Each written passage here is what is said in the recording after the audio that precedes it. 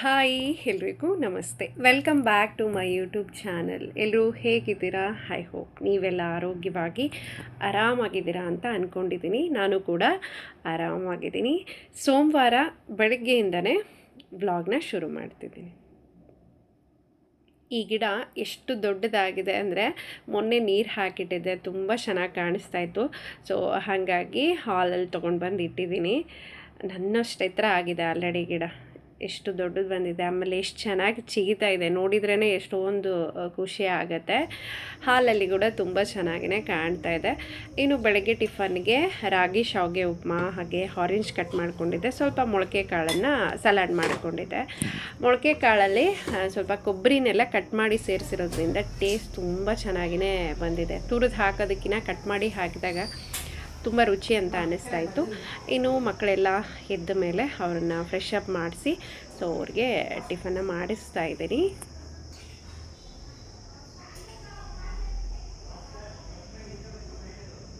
Last time ಒಂದು ಸರಿ ನಾನು ಆ ರೆಸಿಪಿನ ವಿಡಿಯೋದಲ್ಲಿ ಹಾಕಿದ್ದೀನಿ. ಇನ್ನೂ ಕೆಲವೊಂದಿಷ್ಟು ಜನ ಕಾಮೆಂಟ್ ಮಾಡ್ತಾನೆ ಇರ್ತಾರೆ, ಸೊ ಪಡ್ಡಿನ ರೆಸಿಪಿ ತೋರಿಸಿ ಅಂತ ಹೇಳಿ. ನಾನಿಲ್ಲಿ 2 ಬಟ್ಲದಷ್ಟು ರೇಷನ್ ಅಕ್ಕಿನ ತೊಗೊಳ್ತಿದ್ದೀನಿ. ಸೊ 1 ಬಟ್ಲದಷ್ಟು ನಾವು ತಿನ್ನುವಂಥ ಸೋನಾ ಮಸೂರಿ ಅಕ್ಕಿ ಏನಿರುತ್ತೆ ಅದನ್ನು ತೊಗೊಳ್ತಿದ್ದೀನಿ. ಟೋಟಲಾಗಿ 3 ಅಕ್ಕಿಗೆ 1/4 ಉದ್ದಿನಬೇಳೆ. ಒಳ್ಳೆ ಕಾಳಿದೆ ಅಂದರೆ ಇಷ್ಟೇ ಸಾಕಾಗುತ್ತೆ, ಇಲ್ಲ ಬೇಳೆ ಥರದ್ದಂದರೆ ಸ್ವಲ್ಪ ಜಾಸ್ತಿನೇ ತೊಗೊಳ್ಳಿ. ಇದನ್ನು ಸೇರಿಸ್ಕೊಂಡು ಒಂದು 4 ಸ್ಪೂನಷ್ಟು ಸಾಬುದಾನ ಸೇರಿಸ್ಕೊಳ್ತಿದ್ದೀನಿ. ಇದು ಮೋಸ್ಟ್ ಇಂಪಾರ್ಟೆಂಟ್, ಸಾಬುದಾನ ಹಾಕ್ಕೊಳ್ಳೋದು ಟೇಸ್ಟ್ ತುಂಬ ಚೆನ್ನಾಗಿ ಬರುತ್ತೆ. ಅದಾದಮೇಲೆ 1-1.5 ಸ್ಪೂನಷ್ಟು ನಾನು ಮೆಂತ್ಯನ ಹಾಕ್ಕೊಳ್ತಿದ್ದೀನಿ. ಇವಾಗೇ ಚೆನ್ನಾಗಿ ಒಂದು 3-4 ಸಾರಿ ತೊಳಿಬೇಕು, ಅದರಲ್ಲಿರುವಂಥ ಡಸ್ಟ್ ಎಲ್ಲ ಹೋಗೋವರೆಗೂ. ನಾವು ಸಾಬುದಾನ ಹಾಕಿರೋದ್ರಿಂದ ನಾವೇನಾದರೂ ಒಂದು ಸ್ವಲ್ಪ ನೆಂದ ಮೇಲೆ ತೊಳಿತೀವಿ ಅಂದರೆ ಅದೆಲ್ಲ ಕರಗಿ ಹೋಗ್ಬಿಡುತ್ತೆ. ಹಾಗಾಗಿ ನೆನೆ ಹಾಕಿದ ತಕ್ಷಣವೇ ಇವೆಲ್ಲನೂ ಚೆನ್ನಾಗಿ ನಾವು ತೊಳ್ಕೊಬೇಕು.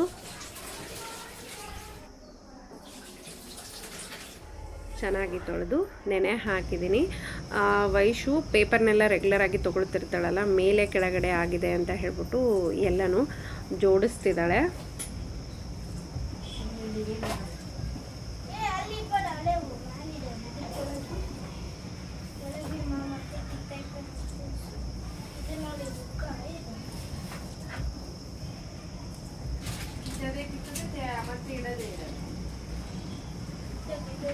ನಿನ್ನೆ ತಲೆ ಸ್ನಾನ ಮಾಡಿಸಿದ್ದೆ, ಇವತ್ತು ಎಣ್ಣೆನ ಹಚ್ಚಿ ಜಡೆ ಹಾಕೋಣ ಅಂತ ಹೇಳಿ. ಸೊ ಈ ಬೇಸಿಗೆ ಟೈಮಲ್ಲಿ ಕೂದಲನ್ನ ಮೇಂಟೈನ್ ಮಾಡೋದು ತುಂಬಾ ಕಷ್ಟ. ಸ್ವಲ್ಪ ಜಾಸ್ತಿ ಇದ್ರಂತೂ ಹೇಳೋಂಗಿಲ್ಲ, ಪದೇ ಪದೇ ತಲೆ ಸ್ನಾನ ಮಾಡಿಸ್ತಾನೆ ಇರಬೇಕಾಗತ್ತೆ. ಯಾಕಂದರೆ ಹೊರಗಡೆ ಆಟ ಆಡೋಕ್ಕೆ ಹೋಗ್ತಾರಲ್ವ, ಸ್ವೆಟ್ ಆಗ್ತಾ ಇರುತ್ತೆ. ಬಟ್ ಏನಂದರೆ ಹೆಣ್ಮಕ್ಳಿಗೆ ಕೂದಲ ಇದ್ದರೆ ಆ ಲಕ್ಷಣವೇ ಬೇರೆ. ನಾನು ಚಿಕ್ಕವಳು ಇರಬೇಕಾದ್ರೂ ಕೂಡ ನನಗೂ ತುಂಬಾ ಹೇರ್ಸ್ ಇತ್ತು. ಇನ್ನು ಹಣ್ಣೆತ್ತಿ ಮೇಲೆ ಸ್ವಲ್ಪ ಎಣ್ಣೆನ ಹಾಕಿ ಚೆನ್ನಾಗಿ ಮಸಾಜ್ ಮಾಡೋದ್ರಿಂದ ಹಣ್ಣೆತ್ತಿ ಜೊತೆಗೆ ದೇಹ ಕೂಡ ತುಂಬಾ ತಂಪಾಗಿರುತ್ತೆ.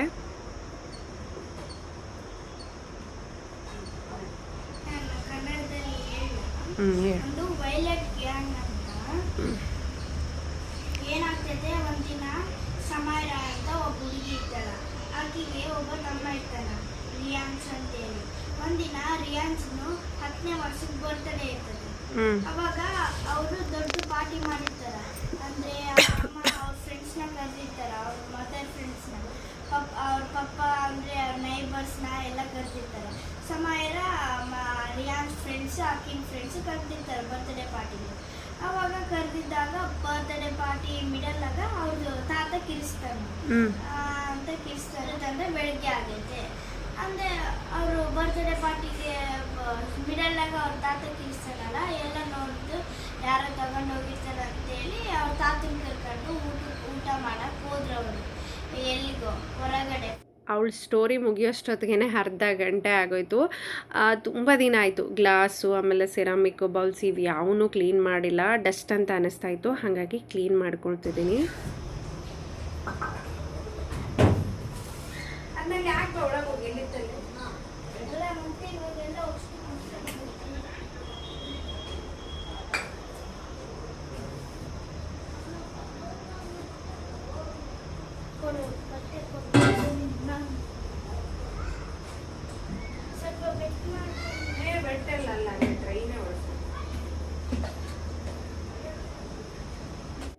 ಇಷ್ಟು ಚಿಕ್ಕ ಚಿಕ್ಕ ಡಸ್ಟ್ ಅದು ಎಲ್ಲಿಂದ ಬರುತ್ತೋ ಗೊತ್ತಿಲ್ಲ, ಬಹಳನೇ ಗಲೀಜಾಗಿ ಹೋಗಿದೆ. ಇನ್ನು ವಯಸ್ಸು ಕೂಡ ನಾನು ಹೆಲ್ಪ್ ಮಾಡ್ತೀನಿ ಅಂತ ಹೇಳಿ ಮಾಡ್ತಿದ್ದಾಳೆ.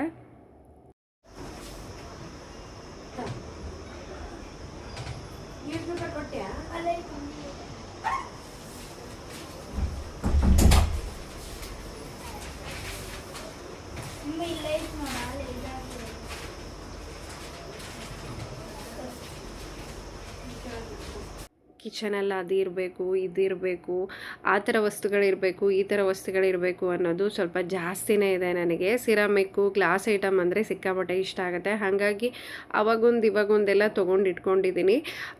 ಮೇಂಟೆನೆನ್ಸ್ ತುಂಬ ಕಷ್ಟ, ಯಾಕಂದರೆ ಸ್ವಲ್ಪ ಏನಾದರೂ ಕೈ ಜಾರಿದರೆ ಒಡೆದೋಗುತ್ತೆ. ಈ ಸರಿ ಒಂದು 2-3 ಬೌಲು ಆಮೇಲೆ ಗ್ಲಾಸ್ ಎಲ್ಲ ಹೊಡ್ಕೊಂಡಿದ್ದೀನಿ ನಾನು.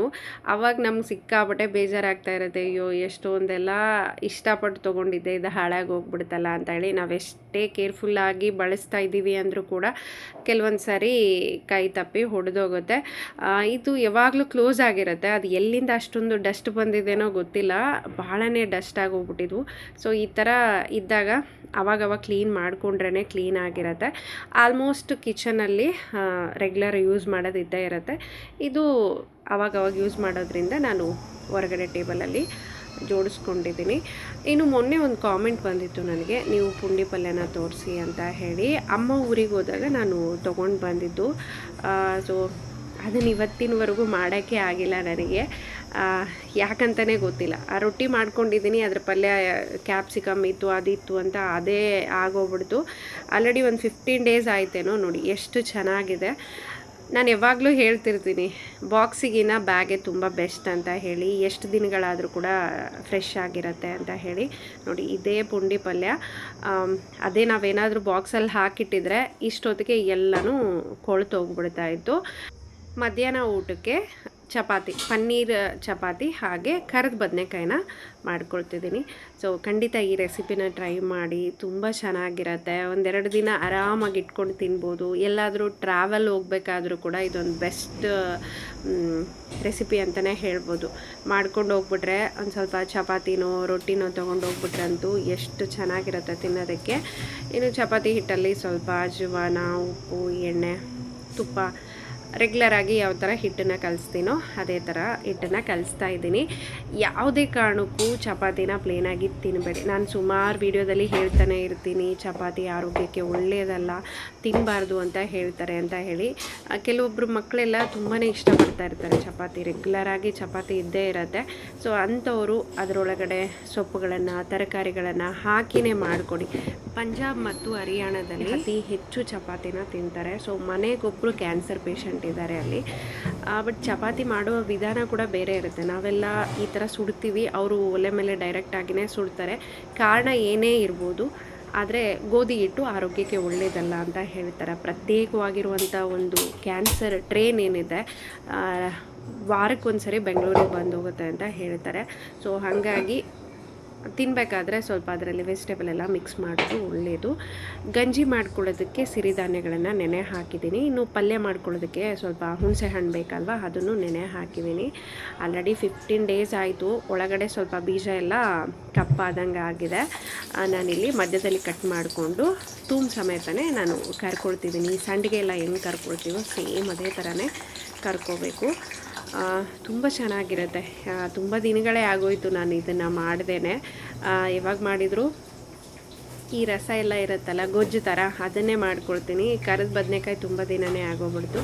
ಸೊ ಇವತ್ತು ನಿಮಗೂ ಶೇರ್ ಮಾಡ್ಕೊಂಡಂಗೆ ಆಗುತ್ತೆ ಅಂತ ಹೇಳಿ ಸ್ವಲ್ಪ ಇಲ್ಲಿ ಅದಕ್ಕೆ ಬೇಕಾಗಿರೋಂಥ ಪೌಡ್ರ್ ಮಾಡ್ಕೊಳ್ಳೋದಕ್ಕೆ ಶೇಂಗಾ, ಆಮೇಲೆ ಒಂದು 10 ಪಲ್ಪು ಬೆಳ್ಳುಳ್ಳಿ, ಸ್ವಲ್ಪ ಕರಿಬೇವು, ಆಮೇಲೆ ಕೊತ್ತಂಬರಿ, 1 ಸ್ಪೂನಷ್ಟು ಜೀರಿಗೆ, 1 ಸ್ಪೂನಷ್ಟು ಅರಿಶಿನ, ಒಂದು 3-4 ಸ್ಪೂನಷ್ಟು ಖಾರ, ರುಚಿಗೆ ತಕ್ಕಷ್ಟು ಉಪ್ಪು, ಬ್ಯಾಲೆನ್ಸ್ಗೋಸ್ಕರ ಬೆಲ್ಲ, ಇದೆಲ್ಲನೂ ಹಾಕಿ ಚೆನ್ನಾಗಿ ಪೌಡ್ರ್ ಮಾಡ್ಕೋಬೇಕು. ನೋಡಿ ಇದು ಈ ಥರ ಕಲರ್ ಚೇಂಜ್ ಆಗೋವರೆಗೂ ನಾವಿಲ್ಲಿ ಫ್ರೈ ಮಾಡ್ಕೋಬೇಕು. ಆಲ್ರೆಡಿ ಗೊತ್ತಾಗುತ್ತೆ ನಮಗೆ.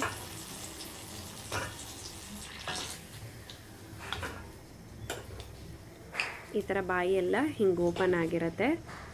ಎಳೆದಿತ್ತು ಅಂದರೆ ಭಾಳ ಬೇಗನೆ ಆಗೋಗುತ್ತೆ.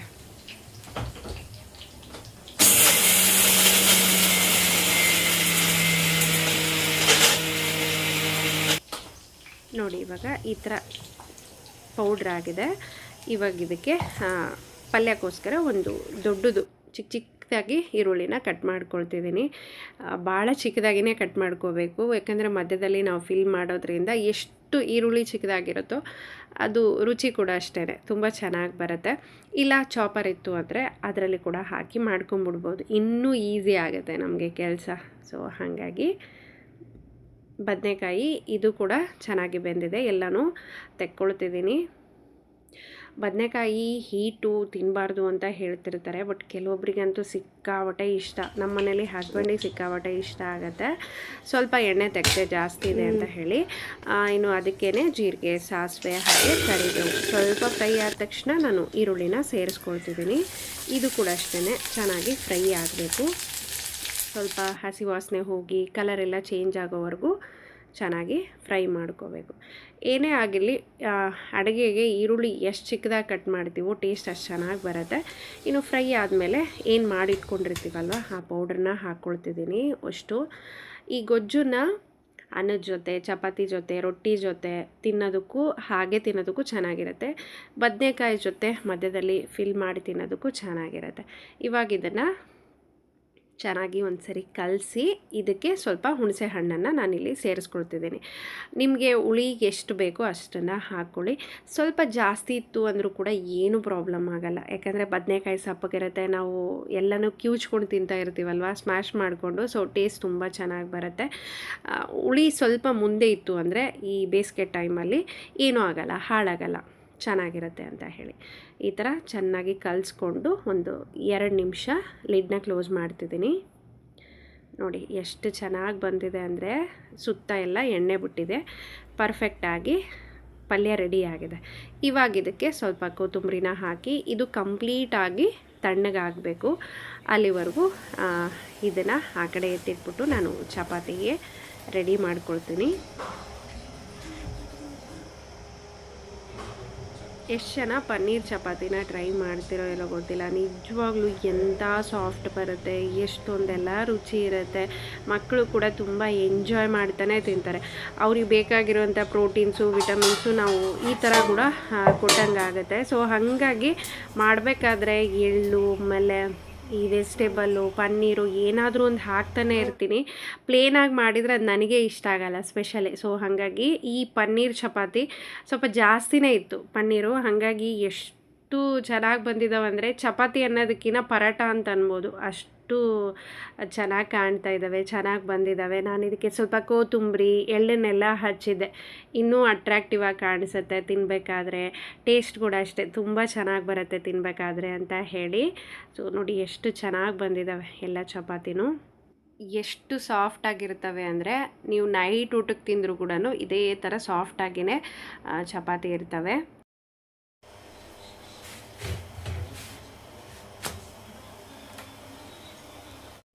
ಇದು ಕಂಪ್ಲೀಟಾಗಿ ತಣ್ಣಗಾಗಿದೆ. ಇವಾಗ ಇದನ್ನು ಮಧ್ಯದಲ್ಲಿ ಈ ಥರ ತುಂಬ್ಕೊಳ್ತಿದ್ದೀನಿ, ಅಂದರೆ ಸ್ವಲ್ಪ ಗಟ್ಟಿನೇ ಇರಬೇಕು, ನಮಗೆ ತುಂಬೋದಕ್ಕೆ ಈಸಿ ಆಗುತ್ತೆ. ನಾವು ಸ್ಕೂಲ್ ಓದೋ ಟೈಮಲ್ಲಿ ಅಮ್ಮ ನಮಗೆ ಟ್ರಿಪ್ಪಿಗೆಲ್ಲ ಈ ಥರ ಮಾಡಿಕೊಡ್ತಾಯಿದ್ರು. ಇದಕ್ಕೆ ಯಾವುದೇ ಮಸಾಲೆ ಇಲ್ಲ, ಏನಿಲ್ಲ, ಬರೀ ಖಾರ, ಉಪ್ಪು, ಅರಿಶಿನ, ಹುಳಿ ಅಷ್ಟೇ. ಸೊ ಭಾಳ ಚೆನ್ನಾಗಿರುತ್ತೆ ನಿಜವಾಗ್ಲೂ. ಹಸ್ಬೆಂಡ್ಗಂತೂ ಎಷ್ಟೊಂದು ಇಷ್ಟ ಆಗುತ್ತೆ. ಸೊ ನೋಡಿ ಈ ಥರ 1-2 ಬದನೆಕಾಯಿನ ಹಾಕ್ಕೊಂಡು ರೊಟ್ಟಿನೋ ಚಪಾತಿನೋ ತಿಂತಾಯಿದ್ರೆ 1-2 100% ಎಕ್ಸ್ಟ್ರಾ ಹೋಗೋದು, ಅಷ್ಟು ಚೆನ್ನಾಗಿರುತ್ತೆ. ಖಂಡಿತ ಟ್ರೈ ಮಾಡಿ. ಚಪಾತಿನೂ ರೆಡಿ ಆಯಿತು, ಹಾಗೆ ಪಲ್ಯ ಕೂಡ ರೆಡಿ ಆಯಿತು.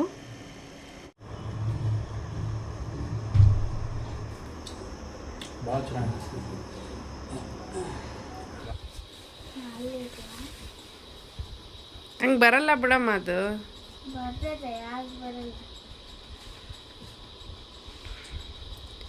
ಹೆಂಗೆ ಹಿಡ್ಕೋಬೇಕು ಸರಿಯಲ್ಲಿ?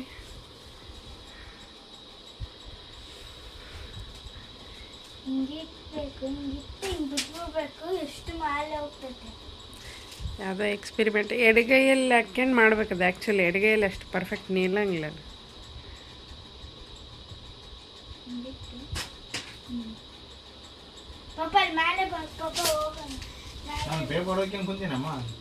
ಪೇಪರ್ ಈ ಬಳ್ಕೊಡ ಅಷ್ಟೇ.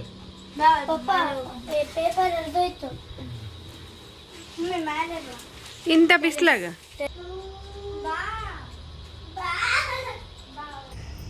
ಏನ್ರಿ ನೀವು ಇವತ್ತು ಸ್ಕೂಲ್ ಮಾಸ್ಟರ್ ಥರ ಕಾಣ್ತಿದ್ದೀರಾ? ಏನೇ ನಾಟ್ಯ ಹೊಲದ್ರಾಗ ಕಡೆ ಹಾಕ್ಬೇಕು. ಇಲ್ಲೊಂದು ಮೆಕ್ಕೆಜೋಳ ಬಾ ನಮ್ದು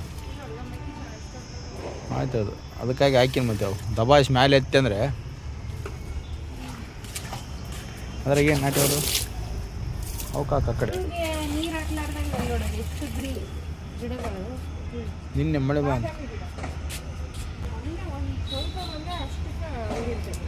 ಧೂಳೆಲ್ಲ ಹೋಗ್ಬಿಡ್ದತ್ತೆ, ಕ್ಲಿಯರ್ ಇರುತ್ತೆ. ಅಲ್ಲ ಎಷ್ಟು ಹಸಿರೈತೆ ನೋಡಂಗೆ.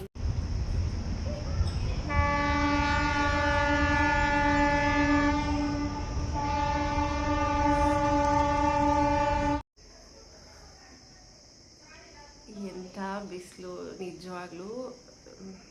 ಮನೇಲಿ ಶೆಕೆ ಆಗುತ್ತೆ ಅಂತ ಹೇಳಿ ಮೇಲೆ ಒಂದು ಸ್ವಲ್ಪ ಸುತ್ತಾಡೋಣ ಅಂತ ಹೋದ್ರು, ಅಲ್ಲಿ ಕೂಡ ಭಯಂಕರ ಬಿಸಿಗಾಳಿ. ದೇವ್ರೆ, ಬರ ಬಿಸಿಲೆಲ್ಲ ನಮ್ಮ ಕಡೆನೇ ಇದೇನೋ ಅಂತ ಅನ್ಸೋದಕ್ಕೆ ಸ್ಟಾರ್ಟ್ ಆಗಿ ಹೋಗಿದೆ. ಇದು ಕೆಲಸ ಎಲ್ಲ ಕಂಪ್ಲೀಟ್ ಆಗಿದೆ ನಂದು. ಕೆಲವೊಂದಿಷ್ಟು ಜನ ಕಾಮೆಂಟ್ ಹಾಕಿದ್ರಿ, ಅಂದರೆ ಮಕ್ಕಳು ಯಾವ ಸ್ಕೂಲ್ ಓದ್ತಾರೆ, ಎಷ್ಟನೇ ಕ್ಲಾಸ್ ಓದ್ತಾರೆ ಅಂತ ಹೇಳಿ. ಅದ್ರ ಜೊತೆ ಫೀಸ್ ಕೂಡ ಶೇರ್ ಮಾಡ್ಕೊಳ್ಳೋಣ ಅಂತ ಹೇಳಿ. ಈ ಥರದ್ದೆಲ್ಲ ನಾನು ಶೇರ್ ಮಾಡ್ಕೊಳ್ಳಲ್ಲ, ಯಾಕಂದರೆ ಎಲ್ಲರೂ ಮೈಂಡ್ಸೆಟ್ ಒಂದೇ ಥರ ಇರಲ್ಲ. ಅವ್ರ ಹತ್ರ ಏನೋ ದುಡ್ಡಿದೆ ಓದಿಸ್ತಾರೆ ಹಾಗೆ ಹೀಗೆ ಅನ್ನೋ ಒಂದು ಮಾತು ಬಂದ್ಬಿಡತ್ತೆ. ಸುಮಾರು ಕಷ್ಟಗಳು ಇದ್ದೇ ಇರುತ್ತೆ. ನಾವು ಒಳ್ಳೆ ಸ್ಕೂಲಿಗೆ ಹಾಕಿದ್ದೀವಿ, ಅದಕ್ಕೆ ತಕ್ಕಂಗೆ ಫೀಸ್ ಕಟ್ತಿದ್ದೀವಿ ಅಂದರೆ ಆಬ್ವಿಯಸ್ಲಿ ಎಲ್ಲ ಪೇರೆಂಟ್ಸಿಗೂ ಇದು ಕಷ್ಟನೇ, ಈಸಿ ಆಗೋದಕ್ಕೆ ಸಾಧ್ಯನೇ ಇಲ್ಲ.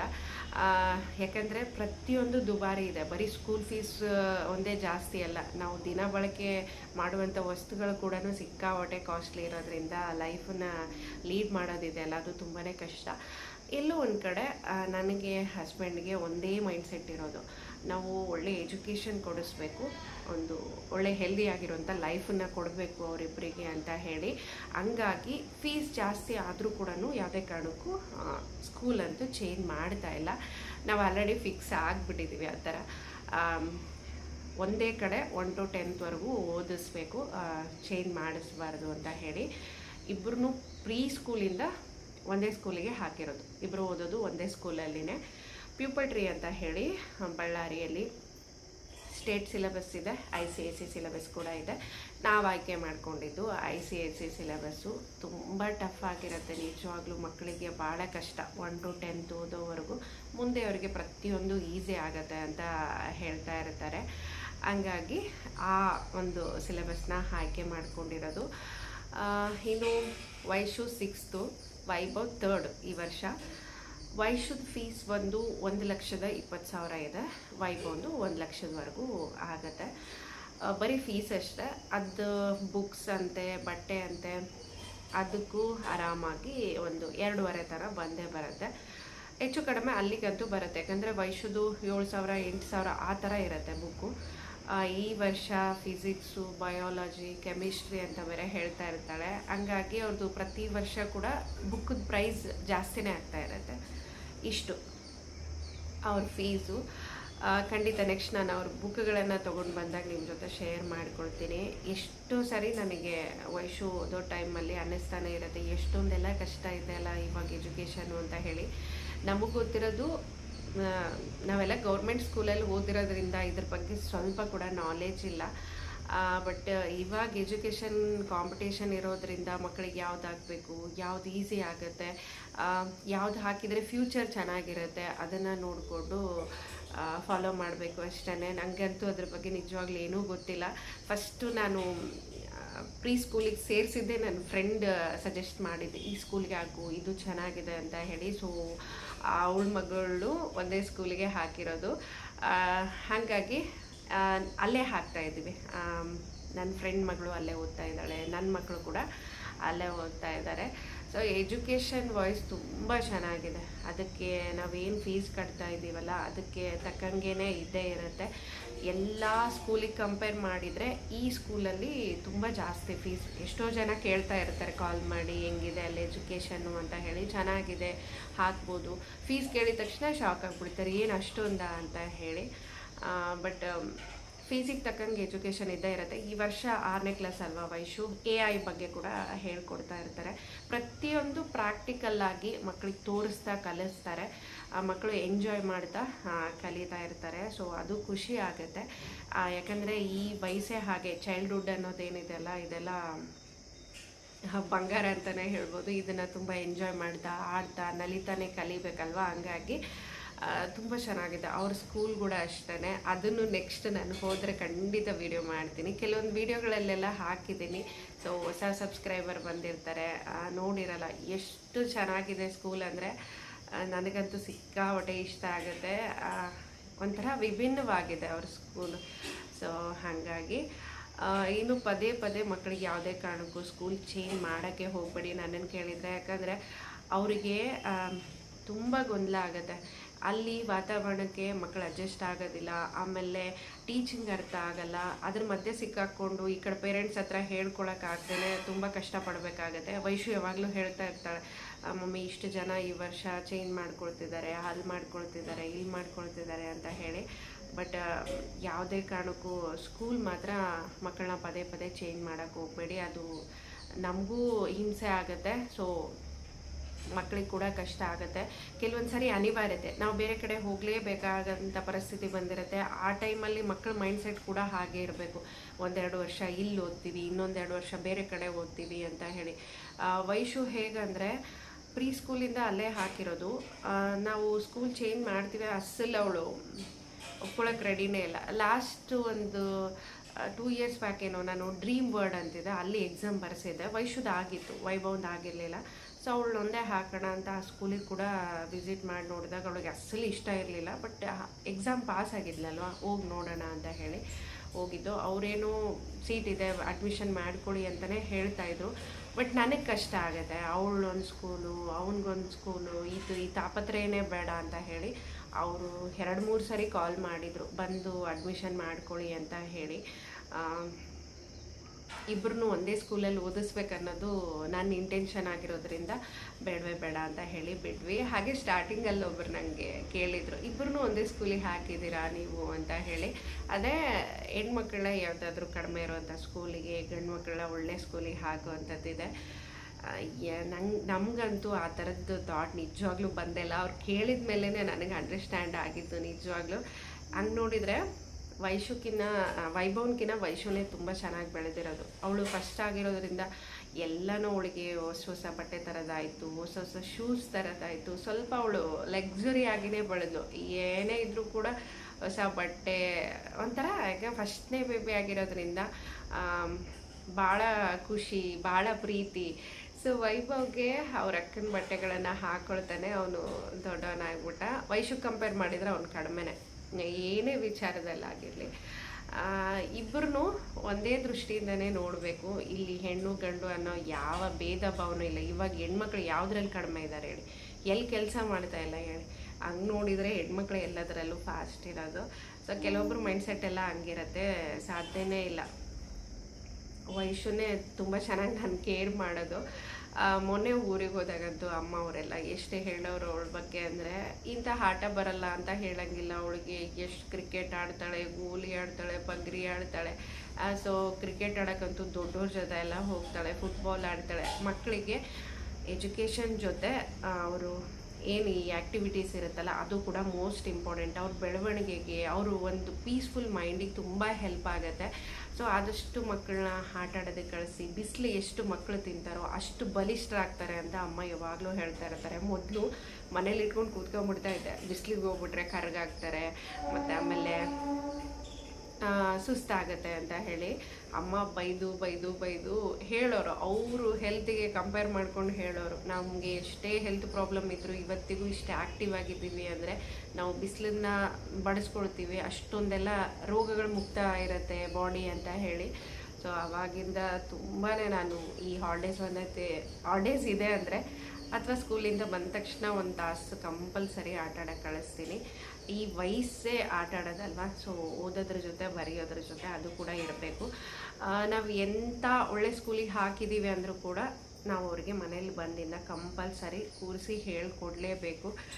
ನಾವು ಇವಾಗೆ ಪೇರೆಂಟ್ಸ್ ಮೀಟಿಂಗ್ ಹೋದಾಗ ಹೇಳ್ತಾ ಇರ್ತಾರೆ, ಕೂತು ಮನೇಲಿ ಇಷ್ಟು ಅಂತ ಓದಿಸಿ ಹೇಳ್ಕೊಡಿ ಅಂತ ಹೇಳಿ ನಾವು ಹೇಳಿಕೊಟ್ಟು ಅದನ್ನು ಓದಿಸಿ ಬರೆಸ್ದಾಗೇ ಅದೆಲ್ಲ ವರ್ಕ್ ಆಗೋದು. ಇಲ್ಲಾಂದರೆ ತುಂಬ ಕಷ್ಟ ಆಗುತ್ತೆ ಮಕ್ಕಳಿಗೆ. ಅವರೇ ಕೂತು ಓದ್ತಾರೆ ಅಂದರೆ ಅದು ಸಾಧ್ಯನೇ ಇಲ್ಲ. ಒಂದು ಏಜ್ ಬರಬೇಕು, ಒಂದು 7th, ಆ 7th ಒಂದು ಸ್ವಲ್ಪ ಮೈಂಡ್ ಎಲ್ಲ ಮ್ಯಾಚೂರ್ಡ್ ಆಗುತ್ತೆ, ಮತ್ತು ಅವ್ರಿಗೊಂದು ಸ್ವಲ್ಪ ತಿಳುವಳಿಕೆ ಬರುತ್ತೆ. ನಾವು ಈ ಥರ ಕೂತು ಓದಬೇಕು, ಇದಕ್ಕೆ ಪ್ರಿಫರೆನ್ಸ್ ಕೊಡಬೇಕು ಅಂತ ಹೇಳಿ. ಸೊ ಅವಾಗ ಅವರು ಓದ್ತಾರೆ. ಅಲ್ಲಿವರೆಗೂ ನಾವು ಸ್ವಲ್ಪ ಅವ್ರ ಹಿಂದೆ ಬೀಳಲೇಬೇಕು. ನನಗೆ ವೈಶುನ ಓದ್ಸೋಕ್ಕಂತೂ ಸ್ವಲ್ಪ ಕೂಡ ಕಷ್ಟ ಅಂತ ಅನಿಸಿಲ್ಲ. ಯಾಕಂದರೆ ಅವಳು ಪ್ರೀ ಸ್ಕೂಲಿಂದಲೇ ತುಂಬ ಚೆನ್ನಾಗಿ ಬರೆಯೋದು, ಓದೋದು ಎಲ್ಲ ಮಾಡ್ತಾಯಿದ್ಲು. ವೈಭವನೇ ನನಗೆ ಸಿಕ್ಕಾಪಟ್ಟೆ ಕಷ್ಟ ಆಗಿರೋದು. ಒಂದು ಅರ್ಧ ಗಂಟೆ ಕುಂತ್ಬಿಟ್ರೆ ನಾನು ಕೂರಲ್ಲ, ಸಾಕು ಇಷ್ಟೊಂದು ಬರೆಯೋದ, ಇಷ್ಟೊಂದು ಓದೋದ ಅಂತ ಕೇಳ್ತಾ ಇರ್ತಾನೆ. ಸೊ ಇಲ್ಲಂತೂ ಕಂಪಲ್ಸರಿ ಟ್ರೇನು, ಆಮೇಲೆ ಜನಗಳು ಮಾತಾಡುವಂಥ ಡಿಸ್ಟರ್ಬೆನ್ಸ್ ಇದ್ದೇ ಇರುತ್ತೆ. ಅದ್ರ ಮಧ್ಯದಲ್ಲಿನೇ ನಾನು ವೀಡಿಯೋ ಮಾಡಬೇಕು, ಬೇರೆ ಆಪ್ಷನ್ಸೇ ಇಲ್ಲ ನನಗೆ. ಅವನು ಕೇಳ್ತಾ ಇರ್ತಾನೆ ಇಷ್ಟೊತ್ತು ಓದಬೇಕಾ ಅಂತ ಹೇಳಿ. ಸ್ವಲ್ಪ ಅವನದೇ ಕಷ್ಟ ನನಗೆ. ಅವನದು ಕೂಡ ಅಷ್ಟೇ, ಒಂದು ಏಜ್ ಬರೋವರೆಗೂ ಅವನ ಜೊತೆ ಕೂತು ಓದಿಸ್ಬೇಕು. ತಿಳುವಳಿಕೆ ಬಂದಮೇಲೆ ಅವರವರು ಓದೋದನ್ನು ಬರೆಯೋದನ್ನು ಸ್ವಂತವಾಗಿಯೇ ಮಾಡ್ತಾರೆ. ನಮ್ಮಿಬ್ಬರ ತಲೆಯಲ್ಲಿರೋದು ಸೊ ಒಳ್ಳೆ ಎಜುಕೇಷನ್ನು, ಒಳ್ಳೆ ಆರೋಗ್ಯ ಕೊಡಬೇಕು, ಅವ್ರ ಜೀವನನ ಅವ್ರು ನೋಡ್ಕೊಳ್ತಾರೆ. ತುಂಬ ಚೆನ್ನಾಗಿ ಇರೋಂಥ ಎಜುಕೇಷನ್ನು, ಆರೋಗ್ಯ ಕೊಟ್ಟಾಗ ಮುಂದೆ ಅವ್ರಿಗೆ ಇಷ್ಟವಾಗಿರೋಂಗೆ ಅವ್ರು ಬದುಕ್ತಾರೆ ಅಂತ ಹೇಳಿ. ಸೊ ಅದಿಷ್ಟರ ಕಡೆ ನಾವು ಗಮನ ಕೊಡ್ತಾ ನಮ್ಮ ಲೈಫನ್ನು ಕಳೀತಾ ಇದ್ದೀವಿ. ಇಷ್ಟು ನಿಮ್ಮ ಜೊತೆ ಶೇರ್ ಮಾಡ್ಕೋಬೇಕು ಅಂತ ಅನಿಸಿದ್ದು ನನಗೆ. ಸೊ ಸಿಕ್ಕಾಪಟ್ಟೆ ಕಷ್ಟ ಅಂತ ಅನ್ನಿಸ್ತಾ ಇರುತ್ತೆ ಎಷ್ಟೋ ಸರಿ ಈ ಫೀಸ್ಗಳನ್ನೆಲ್ಲ ನೋಡಿದಾಗ. ಯಾಕಂದರೆ ಬರೀ ಫೀಸ್ ಒಂದೇ ಕಟ್ಬಿಟ್ಟು ಇರೋದಲ್ಲ, ನಮ್ಗೆ ಎಷ್ಟೊಂದು ಪ್ರಾಬ್ಲಮ್ಸ್ ಇರುತ್ತೆ, ಅದಂತೆ ಇದಂತೆ, ಅದ್ರ ಮಧ್ಯದಲ್ಲಿ ಇದೆಲ್ಲನೂ ನೋಡ್ಕೋಬೇಕಲ್ವ. ಸೊ ಇದು ಪೇರೆಂಟ್ಸಿಗೆ ದೊಡ್ಡ ಟಾಸ್ಕೆ. ಬಟ್ ಏನೂ ಮಾಡೋಕ್ಕಾಗಲ್ಲ, ನಾವು ಇದನ್ನು ನಿಭಾಯಿಸಲೇಬೇಕು. ಮಕ್ಕಳ ಮುಂದಿನ ಭವಿಷ್ಯಕ್ಕೋಸ್ಕರ ನಮಗೆ ಸ್ವಲ್ಪ ಕಷ್ಟ ಆದರೆ ಆಗಲಿ ಅಂತ ಹೇಳಿ. ಸೊ ನಿಮ್ಗೇನು ಅನ್ನಿಸ್ತು ನನಗೆ ಕಾಮೆಂಟ್ ಮುಖಾಂತರ ತಿಳಿಸಿ. ಸಿಗೋಣ ಮತ್ತು ಮುಂದಿನ ವೀಡಿಯೋದಲ್ಲಿ. ಯಾರ್ಯಾರೆಲ್ಲ ಇನ್ನೂ ನನ್ನ ಚಾನಲ್ನ ಸಬ್ಸ್ಕ್ರೈಬ್ ಮಾಡದೆ ನೋಡ್ತಾ ಇದ್ದೀರಾ, ಪ್ಲೀಸ್ ನನ್ನ ಚಾನಲ್ನ ಸಬ್ಸ್ಕ್ರೈಬ್ ಮಾಡಿಕೊಂಡು ಸಪೋರ್ಟ್ ಮಾಡಿ. ಸೊ ಹೆಲ್ದಿಯಾಗಿರೋ ಲೈಫ್ ಬಗ್ಗೆ ಅಥವಾ ಒಂದು ಒಳ್ಳೆ ಕಂಟೆಂಟ್ ಒಳ್ಳೆ ಕಂಟೆಂಟನ್ನು ಕೊಡ್ತಾ ಇದ್ದಾರೆ ಅಂತಂದಾಗ ಖಂಡಿತ ನಿಮ್ಮ ಪ್ರೋತ್ಸಾಹ ಅಲ್ಲಿ ತುಂಬ ಮುಖ್ಯ ಆಗುತ್ತೆ. ನಾನು ಪದೇ ಪದೇ ಹೇಳ್ತಾನೆ ಇದ್ದೀರಿ. ಸೊ ಇದು 3ನೇ ವರ್ಷ. ನಾಳೆ May 31 ಬಂದರೆ ನಾನು ಎಲ್ಲೋ ಒಂದು ಕಡೆ ಒಂದು 10,000 ಜನ ಸಬ್ಸ್ಕ್ರೈಬರ್ ಆಗ್ತಾರೆ ಈ ಸರಿ ಅಂತ ಅಂದ್ಕೊಂಡಿದ್ದೆ. ಈ ಸರಿ ಕೂಡ ನಾನು ಫೇಲ್ ಅಂತಲೇ ಹೇಳ್ಬೋದು ನಿಜವಾಗ್ಲೂ. ನೋಡೋಣ ಎಲ್ಲಿವರೆಗೂ ಇದು ಹೀಗೆ ಸಾಗುತ್ತೆ ಅಂತ ಹೇಳಿ. ಪ್ಲೀಸ್ ನನ್ನ ಚಾನಲ್ನ ಸಬ್ಸ್ಕ್ರೈಬ್ ಮಾಡಿಕೊಂಡು ನಿಮ್ಮ ಅನಿಸಿಕೆಗಳನ್ನು ನನಗೆ ಕಾಮೆಂಟ್ ಮಾಡಿ. ಸಿಗೋಣ ಮುಂದಿನ ವಿಡಿಯೋ. Thank you.